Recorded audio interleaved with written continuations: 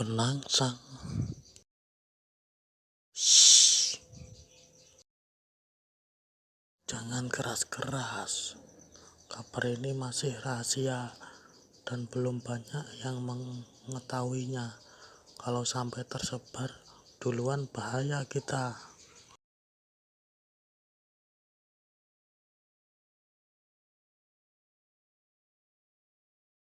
Jadi begitulah kabar yang beredar. Konon menurut kabar, pembunuhan Sultan Trenggono sebenarnya telah ada yang merencanakan, bukan orang dari Blambangan, Pasuruan, ataupun Panarukan, melainkan dari dalam kerabat kesultanan sendiri. Pembunuhnya adalah seorang yang kecewa karena tidak diikutkan lagi dalam penyerangan terhadap kerajaan di ujung timur tanah Jawa. Padahal sebelumnya, sejak masa penundukan Gagelang, Mamenang, Medangkungan, Lamongan, Blitar, Wirosobo, hingga penaklukan Gunung Penanggungan dan Sengguruh, ia selalu menjadi bagian penting dalam penyerbuan, bahkan menjadi panglima pasukan berkuda sebagai penyerang utama terhadap daerah-daerah yang hendak memberontak pada Demak. Namun dalam penyerangan besar-besaran ke Blambangan dengan prajurit hampir 10.000 dan kapal pengangkut yang mencapai 500 armada, dia justru tak diikutkan. Menurut kabar, karena rasa kecewa bercampur merasa tak dihargai lagi kemampuannya, orang itu mencoba melakukan pengkhianatan, menyuruh orang untuk menggagalkan serangan yang telah direncanakan dengan matang oleh Sunan Gunung Jati, menggagalkan serbuan dengan cara membunuh sang senopati utama Sultan Demak.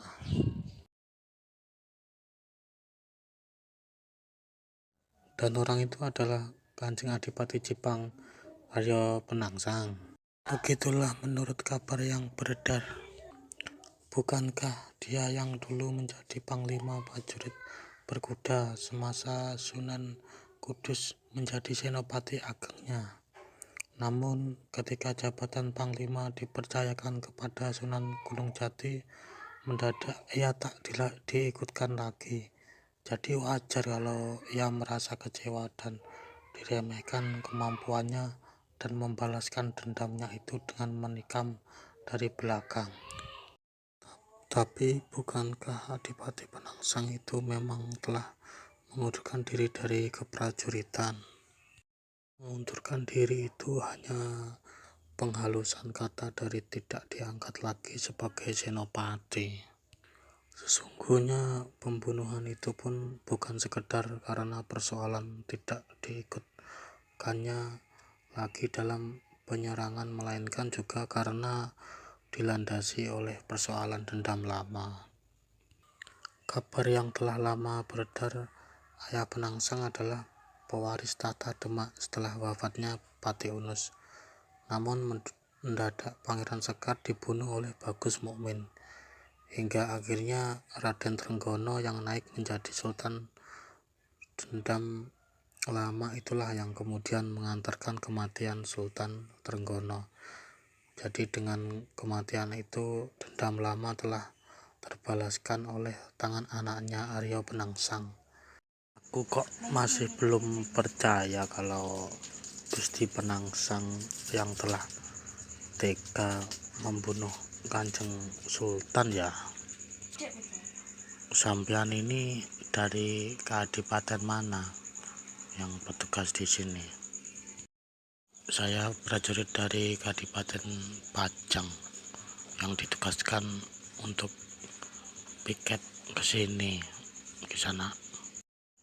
Karena menurut cerita-cerita orang tua, permasalahan kematian Pangeran Sekar yang telah berlalu seperempat abad itu sudah diselesaikan baik-baik oleh pihak kesultanan.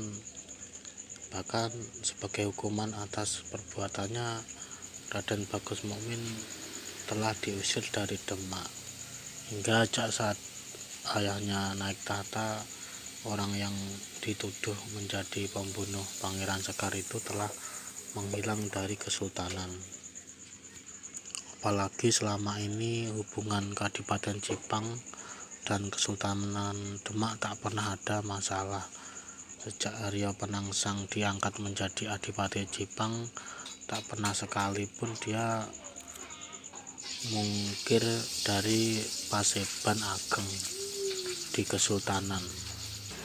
Adipati Jipang itu selalu datang tiap tahun bersama para adipati bawahan lainnya untuk menghadap kepada Sultan dengan ketaatan dan ketundukannya.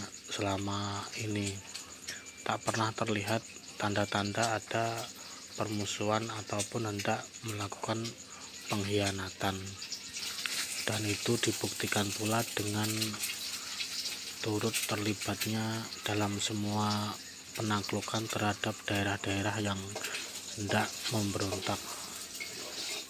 Bahwa kemudian tidak dilibatkan lagi, saya pernah menyaksikan sendiri pengunduran Adipati Jipang itu dari keprajuritan.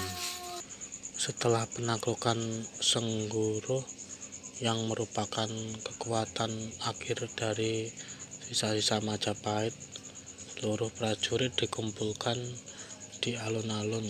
Semua senopati mendapatkan penghargaan langsung dari Sultan Trenggono, termasuk Arya Penangsang yang merupakan panglima prajurit berkuda, buah pasukan penyerang utama dalam setiap penaklukan, yang karena itu justru mendapatkan penghargaan pada urutan kedua setelah Sunan Kudus yang merupakan Senopati Ageng.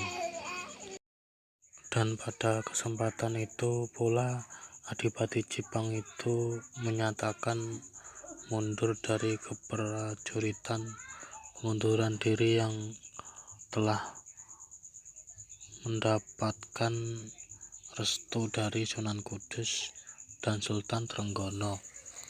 Bahkan sebagai tanda ia melepaskan semua jabatannya di keprajuritan, tombak dan panah yang selama ini digunakan dalam semua penaklukan diserahkan kembali kepada Sunan Kudus sebagai panglima utama, dan kedudukannya itu kemudian digantikan dan diserah terimakan kepada Pangeran Timur. Hingga ketika penyerangan terhadap Blambangan pun Pangeran Timurlah yang menjadi panglima prajurit berkuda, bukan lagi Arya Penangsang, sang Adipati Jipang, karena 2 tahun sebelumnya telah mengundurkan diri sebagai prajurit kesultanan.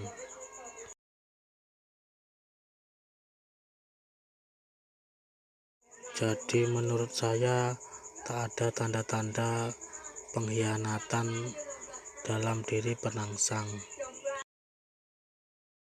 Tapi hati orang siapa tahu, Kakang.